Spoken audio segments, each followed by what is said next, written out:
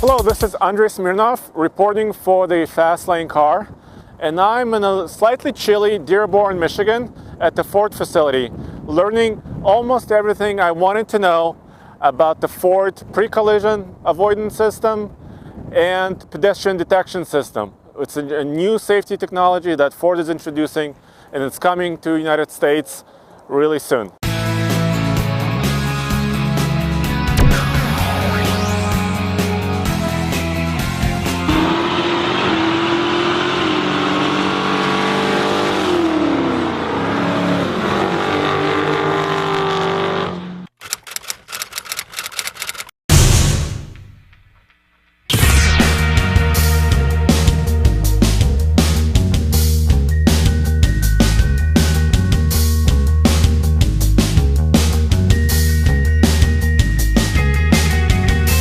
Yeah, what we're showing today is pre-collision assist with pedestrian detection, and what it's doing is it's looking for vehicles and pedestrians and trying to prevent accidents or aid the driver.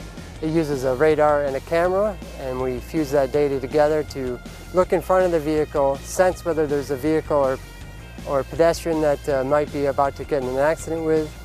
It then warns the driver if there's an accident or a potential collision, and then if the customer doesn't respond to the warning, it can automatically brake as well.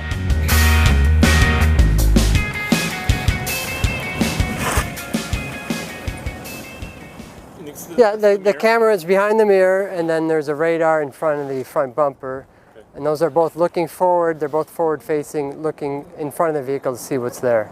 And it's meant to detect sort of any kind of vehicle, right? Cars, trucks, and also walking pedestrians, or how does that work? What are the limitations, I guess? What are the limitations? It's looking for vehicles, anything with taillights it'll probably work on, and so basically the vehicles you'll see on the road.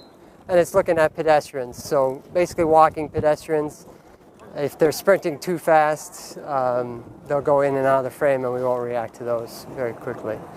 It is a camera-based system, so it's looking. If obviously if it's raining super hard or snowing so hard that you can't see, it probably can't see either.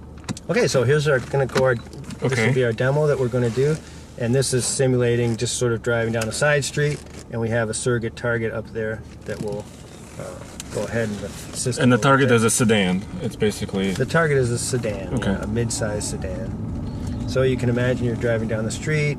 For whatever reason, you're distracted. Are you touching the pedals? My feet are flat on the floor.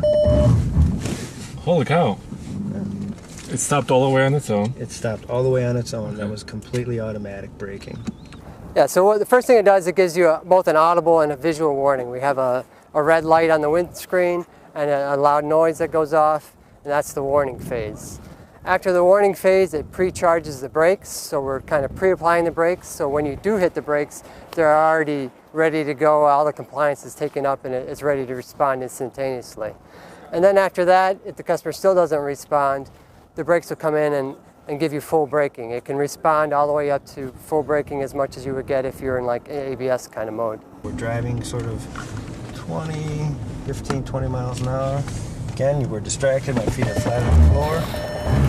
The system brakes, and it's full of void. As we start to go faster, we need a much further distance to brake. So we brake, when we can, we brake when the collision is imminent, and then we brake as much as we possibly can. We don't promise a specific speed. It will depend on how quickly it recognizes the object and whether it's raining, how slippery the road is.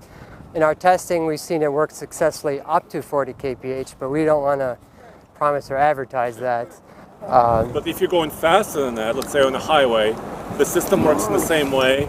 It will just mitigate a harder collision, correct? Yeah, well, it depends. On the highway, if the vehicle's stopped and you have a big differential in speed, it'll slow down the vehicle, but yes, it won't completely avoid the accident. If the vehicle in front of you is moving, it still may, if your differential speed is, if that car's only moving 20 miles an hour slower than you, it may avoid the accident in that situation. Well, the system just went on sale in Europe on the Ford Mondeo, and we are bringing it to the U.S. next.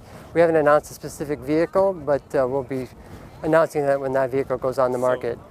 This new technology is already available in Europe and is coming very soon to the United States. Ford is going to announce more information very soon. I hope you enjoyed this almost everything you wanted to know segment. Stay tuned for more news, views, and real-world reviews at tflcar.com.